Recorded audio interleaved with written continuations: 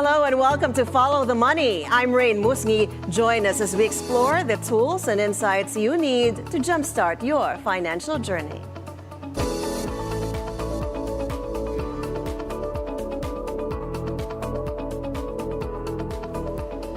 China's top leaders signaled bolder economic support next year, using their most direct language on stimulus in years. That's as Beijing braces for a trade war for when Donald Trump takes office. According to the official Xinhua news agency, President Xi Jinping's decision-making Politburo vowed to embrace a moderately loose monetary policy in 2025, signaling more rate cuts ahead and shifting from a prudent strategy that's held for nearly 14 years. The 24-man body also pledged more proactive fiscal policy at its monthly huddle, raising expectations for Beijing to widen the fiscal deficit from 3% at the annual parliamentary session in March. Top leaders tackled nearly every major problem plaguing the Chinese economy at Monday's meeting, with direct pledges to stabilize the stock market as well as the property sector. The move is seen to open the door to more central government borrowing to shore up the faltering economy. Morgan Stanley economists tell Bloomberg the Politburo's December meeting sent the most aggressive stimulus tone in a decade, but while the tone is very positive, implementation remains uncertain. China also plans to further deepen reform across the board, expand opening up, and work for the sustained growth of the Chinese economy. Premier Li Qiang said that China has recently unveiled a package of incremental policies to expand domestic demand and boost consumption. Li notes China will work to inject more certainty into global economic recovery and growth. The leaders of the New Development Bank, the World Bank, the WTO, and the IMF voiced appreciation for China's long-term support for the work of international economic organizations as well. Well, China has opened a probe into Nvidia Corp over suspicions that the U.S. chip maker broke anti-monopoly laws around a 2020 deal, taking aim at an AI heavyweight just as Washington ramps up sanctions. Bloomberg reports China's State Administration for Market Regulation said it opened an investigation into the company's recent behavior as well as the circumstances surrounding the acquisition of Mellanox Technologies. Beijing had approved Nvidia's $7 billion acquisition of Mellanox in 2020, but stipulated that the Israeli computer networking equipment maker provided information about new products to rivals within 90 days of making them available to Nvidia. In a statement, Nvidia said that it's happy to answer any questions regulators may have about their business. Nvidia gets about 15% of its revenue from customers in China. That's according to its most recent financial report. Washington has sought to slow China's development of advanced chip technology and has barred Nvidia from selling its most advanced semiconductors to companies there. Shares of Nvidia ended 2.55% lower on Monday after China said it launched an investigation into the chip maker in a move widely seen as a retaliatory shot against Washington's latest curbs on the Chinese chip sector. Now, as the stock was hit after China's market regulator launched that probe into the chip maker's suspected violation of anti-monopoly law, Jason Brown, president of Alexis Investment Partners, says he's not concerned about Nvidia's one-day 2% drop after a 180% gain. Despite concerns over China's U.S. trade tensions, he remains confident about Nvidia's growth potential, viewing any pullback as a potential buying opportunity. Yeah, so today stocks are down a little bit. Obviously, I think a big percentage of that is just that we've come up so far. It's been such a great year. And we've got this little window of time before the Fed. It's if you're going to pause, this is kind of the only opportunity, if that makes sense. We have pretty seasonally strong period through the end of the year. We think any pullbacks are probably a buying opportunity, and that's probably why when you do get a setback in a hot stock like Nvidia, which is what we're seeing today, you're not really seeing too much damage from it. A Nobel laureate warns the country to be the most affected by U.S. protectionist policies would be the United States itself. Joseph Stiglitz, the Nobel Memorial Prize winner in economic sciences, says the attempt by U.S. President Donald Trump to impose heavier tariffs on Chinese commodities would not have a significant impact on the Chinese economy, but rather boost its scientific research and hinder the global economic influence of the U.S. itself.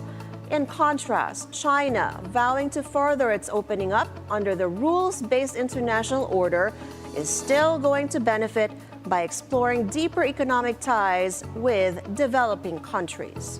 Most people think that they probably will be more effective than they were previously. He's threatened higher tariffs, and the WTO is much weaker than it was 8 years ago. Trump has said he loves tariffs. Americans are worried that it will be a source of an enormous amount of corruption, because he will give exemptions to the tariffs for people who give campaign contributions, or where there are certain very adverse impacts on the U.S. economy. China, I think, is appropriately saying that it's committed to a rules-based system, even if the United States isn't. China has talked about unilateral opening and saying, look, we're making our economy even more open. And I think part of that strategy, which I think is likely to be an effective strategy, is in terms of expanding trade with the third world, which is growing and is becoming increasingly important. It's now at least 40% of global GDP. From the people that I've talked to, what they say is that it has stimulated China to work harder, to catch up faster. And that's what you would expect the effect of those actions to be. China realizes that it has to be more self-reliant. And therefore, you might say there's a race to catch up very quickly. China has some big advantages, that it has more engineers. It has a bigger market domestically, and also the chips that you put in manufactured goods that you export around the world. In many areas, the advantages of coordination are significant. I think that these policies have not been thought out as well as they might have. Where they are having an effect that I find particularly troublesome is in the third world, where some countries feel like they have to make a choice of one system or another. They don't want to make a choice. In other cases, they're making a choice for the products that look the cheapest and the most affordable for them, and that's Chinese goods. And we're excluding ourselves from that by being as aggressive in our restrictions. South Korean shares closed at their lowest levels Monday since November 2023 as political turmoil deepened after an impeachment motion against President Yoon Suk-yeol failed over the weekend. The benchmark Kospi closed down 2.78%, while the Kosdaq dropped 5.19%. South Korea's leadership crisis deepened as prosecutors named Yoon as a subject of a criminal probe over last week's botched martial law attempt. Yoon has also been banned from foreign travel Monday. South Korea's finance ministry and regulators said they will make an all-out effort to stabilize financial markets by deploying contingency plans announced earlier and prepare fresh measures to improve foreign exchange market liquidity by end December. The Omnicom Group has struck a $13.25 billion all-stock deal to buy rival Interpublic Group, creating the world's largest advertising agency. That's as traditional players look to better compete with big tech firms amid accelerating use of AI. The combined company would have revenue of more than $25 billion based on 2023 figures. The estimate competes with the UK's WPP and Publicis net revenue last year, pegged at about $15.1 billion. But it will also take on tech giants such as Alphabet-owned Google and Amazon, which in recent years have attracted marketing dollars away from traditional agencies by offering both advertising tools and marketplaces to buy and sell them. AI tools from the tech giants have allowed businesses to create ads cheaper and faster, thereby squeezing traditional agencies and leaving them scrambling to develop similar tools and retain clients. The deal could attract regulatory scrutiny, but Omnicom CEO John Wren told analysts he believes the incoming Trump administration will be friendlier toward business mergers. Omnicom's clients include Apple, Chanel, Disney, and Volkswagen, while Interpublic's roster includes Johnson & Johnson, Levi Strauss, and Mattel.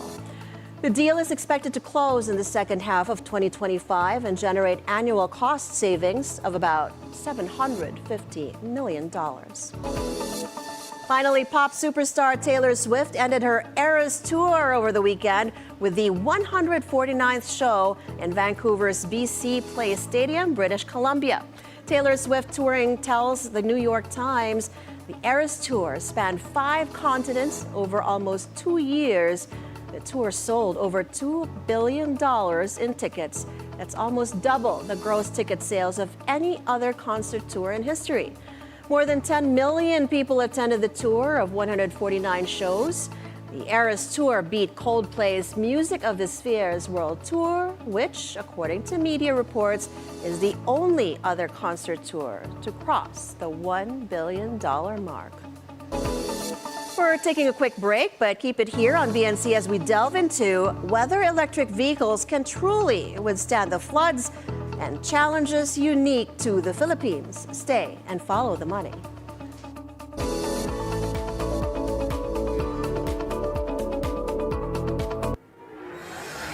Bawat anggulo ng bawat issue. 9 out of 10 Filipinos ang nais na mapanagot ang mga corrupt officials.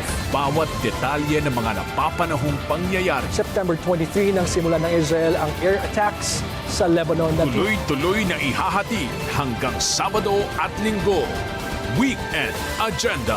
Sabado at Linggo, 5:30 p.m. sa BNC, The Bilyonaryo News Channel. At BNC, 12 noon doesn't mean break.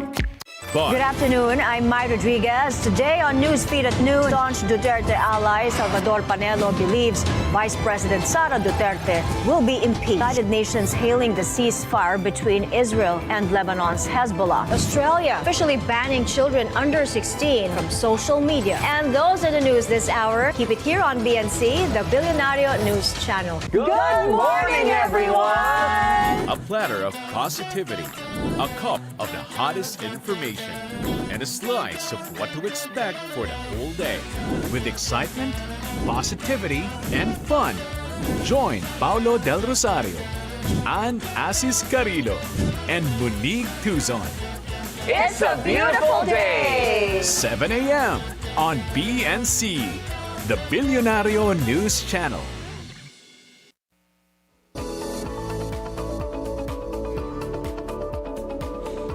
Welcome back to Follow the Money. Quick news here at home. Philippine exports fell more than economists expected in October. The Philippine Statistics Authority reports last month's exports fell 5.5% from the same period last year, a negative 7.6% in September. October logged $6.1 billion in exports, a decline from the revised $6.25 billion in September. Imports rose 11.2% to $11.96 billion from September's figures and higher than the estimated 5.9% growth. The trade deficit widened to $5.8 billion, a reversal from the estimate of a narrower $4.99 billion. The Philippines is on the cusp of an electric vehicle revolution. EV sales surged nearly tenfold in 2023 compared to the previous year, thanks to government incentives and private sector collaboration. But questions remain. Are EVs truly practical for the average Filipino household? And can they weather the unique challenges of our climate? To discuss this, we welcome Edmund Araga, President of the Electric Vehicle Association of the Philippines, or EVAP, who's been at the forefront of driving the country's EV transformation. Mr. Araga, welcome to Follow the Money. Good morning, Ms. Musñgi. Good morning, sir. Good morning to the viewers. And thank you so much for joining us. You know, many Filipinos seem to be flooding our roads now with EVs more in the last 2 months than at any time before. Do you have a forecast or an outlook for sales of EVs versus traditional cars in the coming months? Well, we are still way behind from the ICE comparison of the market. We are about 2 to 3% far from the humongous number of ICEs in the market.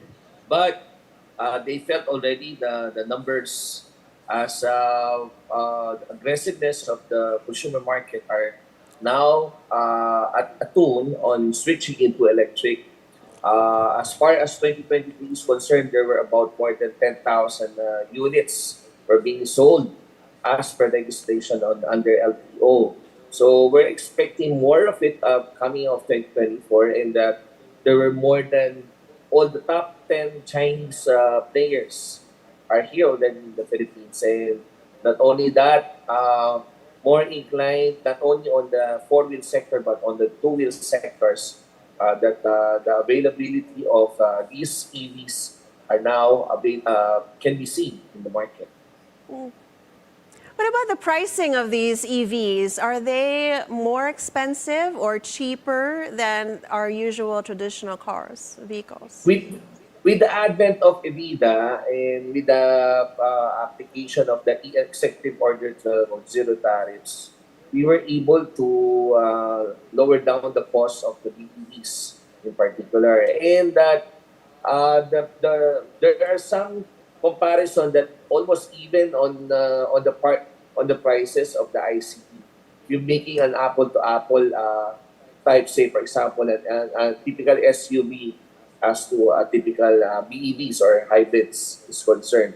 So it is more competitive right now in terms of valuation of the cost of the units, especially on the four-wheel sector.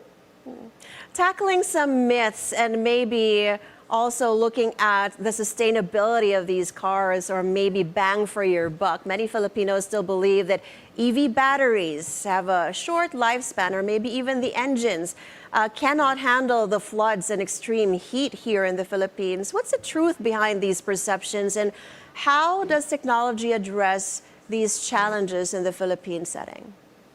For one is that in terms of flooding, it is already being seen, especially during the typhoons that we had for a number of months that we had. There are some experiences that they can see that EV cars are also running even on high waters. But this is the proof to show that it's really a myth that if you're using an electric, you can get electrocuted when using it on floods. So even I myself, I experienced a lot of typhoons and flash floods. But I still managed to see you and report before you right now, no? And that in terms of the batteries, more and more technologies are being set forth. In fact, the characteristics of batteries are more cheaper, and that they're more available. Typical, aside from the lithium ion, there were some solid state batteries, and there are some LMCs that is being developed right now in the market. So there are a lot of alternatives, and one to lower down the cost of the units is maybe in this particular type of the cost of the batteries that could help ignite and lowering down the cost. Edmund, talking about the practicality of an EV, with parking being scarce in urban areas and the lack of sufficient charging infrastructure, is it really practical to encourage EV ownership in the Philippines this year, or are we putting the cart before the horse? Shouldn't we have more charging stations first? With the advent of the CREVI or the application of each and every public parking areas should have at least 5 to 10% of EV parking space with chargers in developing the infrastructure. There are more and more available charging stations at base, and that even on major malls and major hotels and major establishments are being seen visible now already on the charging stations. So I don't think it would be a barrier for the users to have it on charge. And just want to let you know that 95% of the users, they charge their cars into their homes. So nothing to worry about it, and that it's just the right planning on using an electric. Talking about charging at home, let's take a look at the family's budget. What does the total cost of ownership for an EV look like for the average Filipino household, including maintenance, electricity costs, and charging infrastructure, perhaps? Is it genuinely more affordable than owning a conventional fuel-powered vehicle? So, for example, if you are spending, let's say, 1,000 pesos or 2,000 pesos per month using a fuel-powered car, what about an electric vehicle? Okay, to give you a much more detailed, 11 peso to 12 peso per kilowatt per hour is the charge of an electricity, no? And then you would charge it for 4 to 5 hours and a full charge. Normal car right now, the average range of the cars are 300 to 400 kilometers on one charging. And you can use it like if you're using it daily, like for 30 to 50 kilometers a day, you don't need to charge it every day because the power supply is still there. And that you would have big savings in terms of the cost. On a gasoline fed, like 65 peso per liter, charge you would have to power up with the fuel and then multiply by 20 liters. You would just use it for a number of period, and then it would cost you more. Now, in terms of maintenance, electric has a low maintenance because there's no change oil and other parts and components that have to be maintained. Unlike an ICE that you would have to make a budget quarterly, an average of about 50 to 20,000 per quarter, or say 5,000 to 10,000 kilometers that you've used. So you have to visit a dealer and then do some PMS. So there's a big difference in terms of basing it on a long-term goal that you would have more savings in using the electric. Edmund, we talked about how there are zero tariffs for, or at least minimal tariffs for the EVs coming into the Philippines right now. But Yes. we also know that we have geopolitical issues coming up. And of course, we're expecting that the chips that power China's tech will also affect the chips that go into these cars. Do you see upcoming challenges affecting the incentive of EV owners to buy, to keep a car, an EV for themselves? I don't think it would be a barrier on our part because we have also other options like ASEAN countries. In particular, we have close ties with them. We can be able to manage to get some supplies from the ASEAN market, from Thailand and Indonesia, if there will be some geopolitical issues that pertain to Philippines and China. And that's why we have some alternatives that we can look forward to in anticipating of such prevailing problem. No? So nothing to worry about it. And then that there are a lot of options to look up into in solving an issue. Edmund, let's take a look at the behaviors and beliefs of Filipinos. How do Filipinos currently approach the purchase of EVs, maintaining them, registering, and even reselling EVs? Are there misconceptions or barriers that still hold back the market from booming? Well, one particular is that all the main proponent is like, oh, it's all made in China. No? The hesitation of buying a certain car or EV is always made in China. But they are already mistaken that even the branded ones are all made in China. And the confidence level is there. That's why at our association, we come up with addressing the concerns on the regulations and standards for us as consumer can be protected and safely use the unit and addressing concerns of safety, addressing concerns of regulations, and addressing concerns of the infrastructure. So we make it a point that we see to it that all are being addressed in order for it to be at par or leverage with the ICEs right now. And the direction of the auto industry is really into electric. So that's why we have to come up with a lot of terms that we can anticipate on in the future future needs ahead. Very, very quickly, what is the resale value of EVs compared to traditional cars? And are Filipinos willing to buy second-hand EVs, or is battery degradation a deal breaker? Well, in terms of resale value, there's a big question for at the moment because we haven't gained ground yet comparing it to ICE.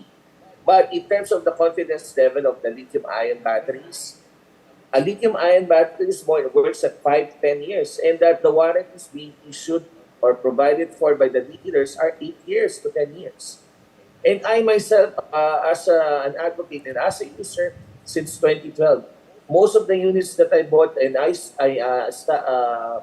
assembled are still working more than a decade already. So that's only a myth. No need to worry on those. As we knew it that we have to look at it on a long term, not on a short term.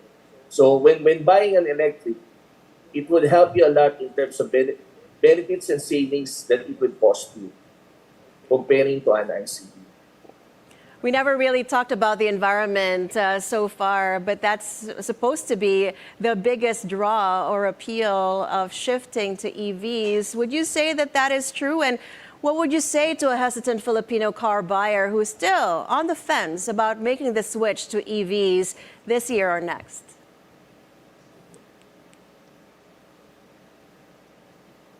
Edmund? Okay, in terms of environment issues, though, the number, yes, hello? Yeah, go ahead, Can you hear please. me? Hello? Yes, go ahead, please. In terms of the environmental issues, we have to address also on the number of imported barrels of fuels that the government is buying. No? 95% of the barrel of fuels that we import are using on land base.